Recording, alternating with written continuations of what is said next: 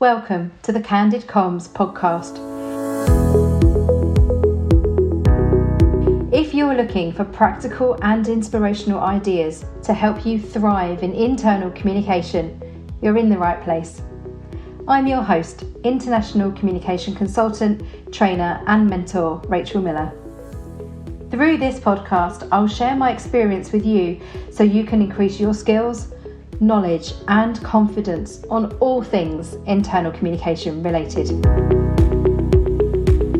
Hello and welcome to the show. On this week's episode, we are focusing on how to start out in internal communication. And I've chosen this topic because I've received inquiries from 3 listeners who've asked me to tackle this topic. So I'm delighted to do that today. And as ever, you will leave with one thing to know, one thing to do, and one thing to think about. Are you ready? Let's get started. How do you start out in the world of internal communication? If you're listening to this because you're thinking about being an internal communicator, that's brilliant because it means that you are looking for advice and guidance to help you. Most internal communicators describe their route into internal comms as a happy accident or I fell into internal comms. You hear that a lot. The Institute of Internal Communication, IOIC, has been running a campaign in 2021 called #IChoseIC, which I think is lovely. And they're doing a really fantastic job in trying to help students and graduates think about internal communication very intentionally as a career choice. And they're sharing all sorts of stories from professional communicators who are describing their career pathways and their career journeys that led them to choose internal communication. I'll include a link in the show notes at allthingsic.com/podcast to that series of articles. It's really lovely and really interesting to read through. So what do you need to know to become an internal communicator? I remember discovering internal comms and being amazed that the profession existed because I'd never heard of it.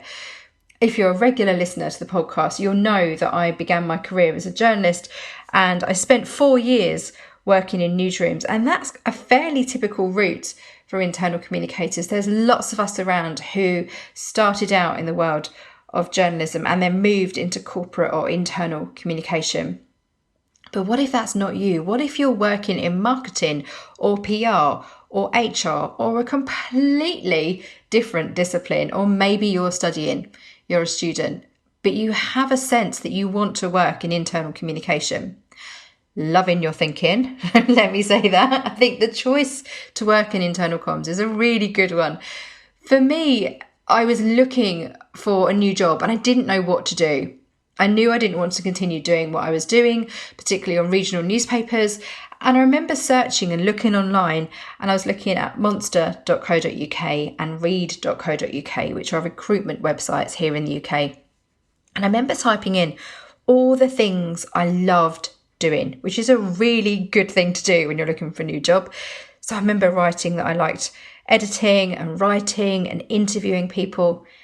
And this job appeared on the screen for an internal communications executive. And I thought, I don't know what that is. I'd never heard of internal communication. And ironically, I remember I had actually been exposed to internal comms, but not realised. So we used to have an in-house publication at the newspaper that always confused me, that there was an in-house publication for a journalist. And I didn't ever really think about where it came from or who was responsible for it. But comms friends, I clearly now know that was internal communication, and there was somebody or a team of people focused on helping journalists feel connected. So I discovered the world of internal comms, and it was such a steep learning curve for me because it drew on all the things I loved doing, which is what attracted me to the role in particular. But there were so many things that I had no idea about, and so much jargon. I remember that job advert talking about channels and stakeholders, and I remember thinking, I don't know what that is, but I'm confident that I can do the other bits and I'm sure I can learn the rest. Something which has been such a common theme for me throughout my internal communication career is every time I've got stuck, every time I haven't known what something is, like terminology or jargon, there are people around to support you. There are people who are so willing to share their knowledge and are really generous with their knowledge. I've benefited so much from being curious and asking questions, and I'm yet to find somebody who hasn't helped me. I think one thing to really know is to build your network. Know other internal communicators. There are various ways you can do that. We are spoilt for choice. I'm going to share a few with you today. So I mentioned the Institute of Internal Communication, IOIC. I'm a fellow of the Institute and also a fellow of the Chartered Institute of Public Relations, CIPR. These are both global organisations who are headquartered here in the UK, but their reach goes around the world. IOIC have a really fantastic network for people who are new into internal comms, and it's called FutureNet. I've written about it on my All Things IC blog. I'll include a link in the show notes at allthingsic.com/podcast. And I love the fact that that network exists. It's to encourage and support and equip brand new internal communicators with the skills they need, with the knowledge they need, with advice they need, and creating that network of peers, which is so valuable. CIPR has a sector group called CIPR Inside. So it's the Chartered Institute of Public Relations Inside Group. And it's run by a team of volunteers who are all in-house internal communicators or internal communication consultants. It's a lovely mix within that group of volunteers. And CIPR Inside do events, and they do all sorts. Whether you're a member or not, you can tap into communities like this. Very often you'll find that IOIC or CIPR, and there's other ones available as well. There's the International Association of Business Communicators, IABC. If you're based in America, then the Public Relations Society of America, PRSA, Employee Comms Group is the one for you. They're fantastic. I spoke at their conference back in 2019 in Phoenix and Arizona. Really, really lovely group of people, really passionate internal communicators. That's PRSA, Employee Comms. I will share links to all of these things that I'm saying. So if you are out for a run at the moment or walking the dog or in the bath, then don't worry. All of this information is going to be in the show notes for you. So don't worry about making copious notes. But these communities are wonderful. There's also PRCA, which is the Public Relations and Communication Association. But for the niche of internal comms, I think you can't go too far wrong with IOIC, CIPR Inside, and also the PRSA.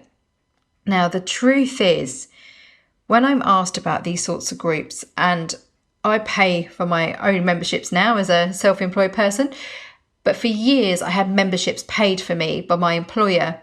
And when I'm asked whether they're worth joining, I always say you get out what you put in. So if you know that there are events going on and you don't choose to go into any events or enter any awards or join any conversations online, you're not really putting anything into it. So you're probably not going to get a lot out of it. I volunteered for years with various groups such as CIPR Inside or judging awards or speaking at conferences and events. The more you put in, the more you get out would be my advice. If you're looking to choose one particular group to join, think about what do they offer and what can you offer. It has to be that two-way partnership. There's also opportunities like Ecology, which is run by my friend Chuck Gose and Kristen Hancock over in the US, and they are fantastic. So Ecology was a podcast for years. There are many brilliant podcasts for internal communicators, and I'll share a list with you. I collated a list at the end of 2020, so I'll share that list in the show notes as well, so you can find that. And Ecology has now expanded. It was just Chuck a few years back. He's been doing it for years, and I really enjoy listening to his podcast. Now it's a whole community, and I've chosen to join the Ecology community online, and it's like-minded people working in internal communication around the globe coming together to share advice and guidance with each other. And that's a great network to join, particularly if you want to move into internal comms and you want to see under the hood and see what internal communicators are doing day to day and what the reality is like for them. Again, I'll include a link for that in the show notes. So we've got IOIC, we've got CIPR, we've got PRSA, we've got all sorts.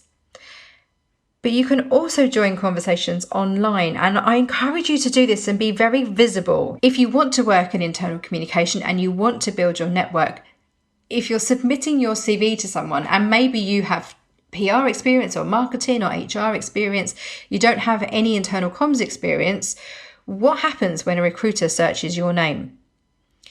Imagine if a recruiter searched your name and you popped up in their search results because you joined a conversation online about internal communication. I'm guessing that would go in your favour. So have a look on LinkedIn. There's lots of groups on LinkedIn. There's constant conversations and threads on LinkedIn. Look at the hashtags. Look at hashtag internal communication, hashtag internal comms, hashtag comms hero is a great one to be aware of on Twitter.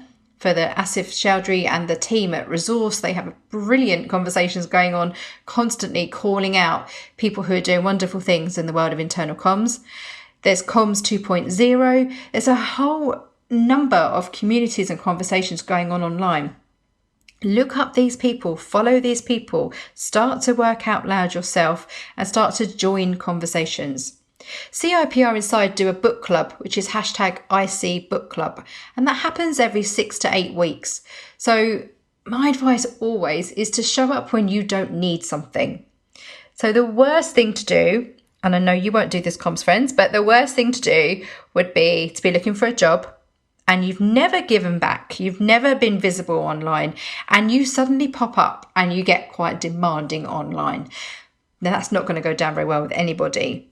My advice is to show up when you don't need something. So just show up and add value. Share your view, add your voice to discussions about internal communication online. Make sure, if this is on Twitter, for example, that your profile shows that you are interested in internal communication. And there's a link there, perhaps to your LinkedIn or perhaps to a website if you have one, where you're using the right terminology and you're using the right hashtags. So when people are searching or they're searching for your name, if you're applying for jobs, you start to pop up in these sorts of conversations. So showing up and adding value is always the right thing to do. And then when you are looking for a job, you can start to say that, but get known. Get known within the internal comms community by adding value and sharing your thoughts. I hope that's useful. Do let me know what you think. You can tweet me at All Things IC if you have any other advice about how to start out. Within the world of internal communication, it is very much about not just what you know, but who you know. And who you know, I've given you lots of ideas there of how to start to get to know people who are working in internal communication. The second thing for us to think about today is what can you do if you want to work in internal communication. I would encourage you to join conversations. I would encourage you to make sure that your profile online shows that you're interested in working in internal communication. But how do you make that transition from what you're doing now to what you want to do in future? Regular listeners of the Candid Comms podcast will know that I'm a fan of the profession map from the Institute of Internal Communication, and I'll include a link to that in the show notes. The reason I like it is because it very clearly shows on a page, this is what good looks like when it comes to being an internal communicator. These are the skills you need. These are the behaviours you need. So if you know you want to work in internal communication, use the profession map to spot your gaps. Or maybe if you're helping somebody else who wants to move into internal comms, do this as an exercise with them. Do a bit of skills mapping. And that sounds really posh, but it's really not. So if you're looking at the profession map and you can see that the professional areas, what we need to know, the knowledge and our expertise or our skills, includes things like influencing and advising, strategy planning and business acumen, understanding people and cultures. There's all sorts in there. Creating and curating content and conversations, channel and community management, and conducting research, measuring and demonstrating value. There's lots and lots of chunky topics in there, but just take one. So maybe understanding people and cultures, for example. If you had to do that on a scale of 1 to 10, how would you rate yourself? Where 1 is pretty poor, I think I need improvement, and 10 is, yeah, total subject matter expert in this. Encourage you to do that exercise. Have a look through and think of those core areas, the 6 core professional areas. How would you rate yourself? How would you rank yourself? And then you can identify what your gaps are. Around the outside of that model are behaviours that you need to have. And there's some awesome words on there about being empathetic, creative, trustworthy, curious, which I love. You need to be able to listen, you need to be challenging, you need to be adaptable. These are fantastic behaviours. However, they're not unique to internal communication. So if you want to move into internal comms, I would encourage you to look at the profession map and then run your LinkedIn profile against it, run your CV against it. If this is what we're all using to recruit to our internal communication teams, and lots of my clients are doing this, and lots of my comms friends and clients are writing job descriptions, drawing out the 6 core professional areas, for example, then make sure that you're mirroring that language. Lots of these are transferable skills. If you've been working in any discipline, I'm certain that you will have elements of your existing role that you could apply to this model, to this profession map. It might be that you don't have a depth of knowledge in perhaps influencing and advising, or maybe understanding people and cultures. But doing that exercise and knowing where your gaps are, I think is a really important thing to do, because then you can make a plan. And if you think, well, on a page, if I work as an internal communicator, there's an expectation that I know these 6 areas, but actually I don't think I'm very good at certain ones, then you know what to read about, then you know what to learn about, then you can find a course, I'm sure, to help equip you to bridge those gaps. I hope that's really helpful. All of that will be in the show notes. I'll put it at allthingsic.com/podcast. So you can see the profession map. You can therefore run your own exercise and do that as an exercise to really be clear in terms of, I want to be an internal communicator. These are the skills that the industry body says that I need. That's me calling IOIC the industry body, but it's the most niche. It's designed to support us. Everything else has brilliant networks and communities which are part of a wider PR mix, but IOIC is the home for internal communication. It has been for years. We're going to take a short break, and when we come back, I will leave you with one thing to think about. See you in a moment. Comms friends, I have a special offer for you. Because you are a listener of the Candid Comms podcast, you can save 10% off my range of online masterclasses. If you're just starting out, then How to Be an Internal Communicator is the course for you.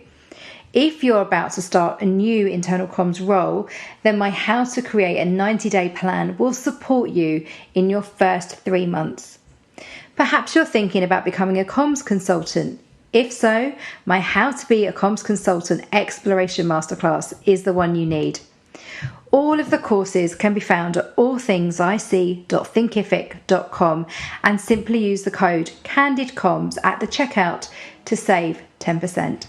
And I hope to see you inside one of those masterclasses very soon. Welcome back.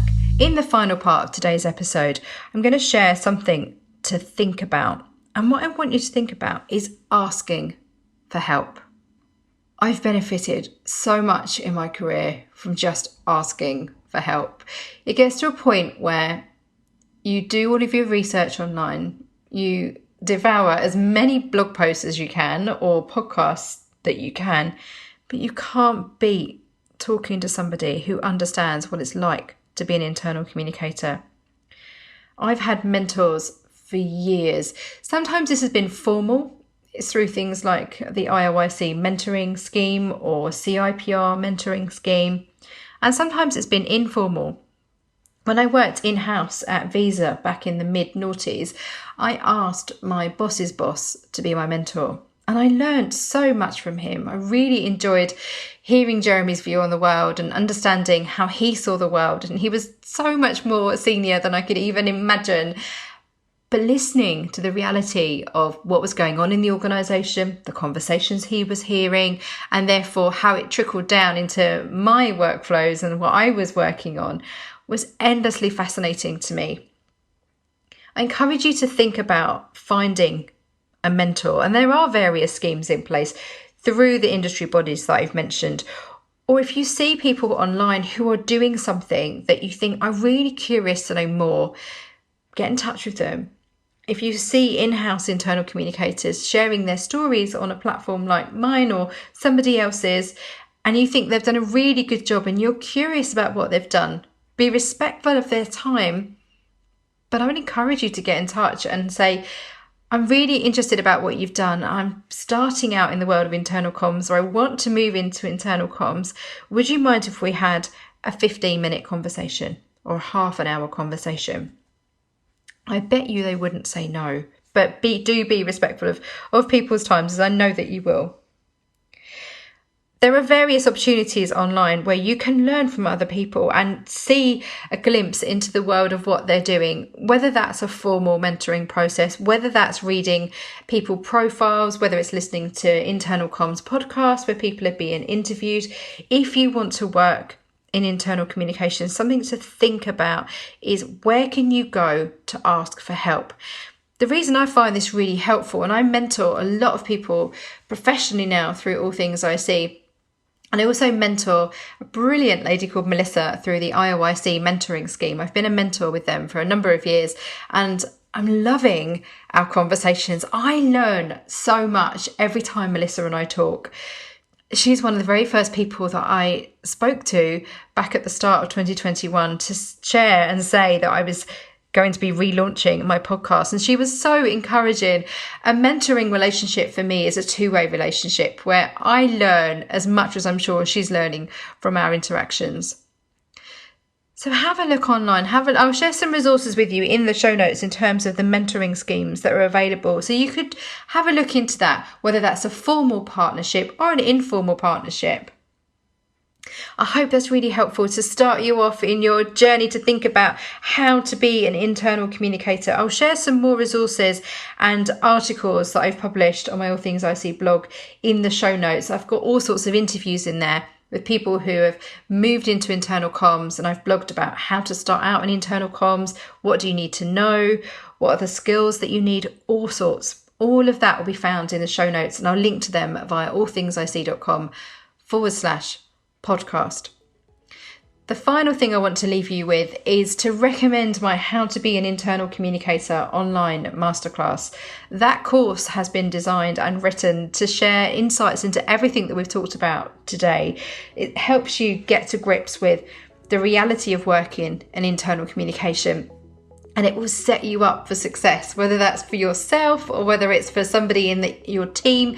You want them to have a really good understanding of what on earth is internal comms, how does it work, why is it important, what's the difference between internal communication and internal communications. It's all in there. You can find all my courses at allthingsic.thinkific.com. I love hearing from you. Thank you so much to the 3 listeners who asked me to cover this topic today. I hope you found this episode really useful to answer some of those questions that you shared with me.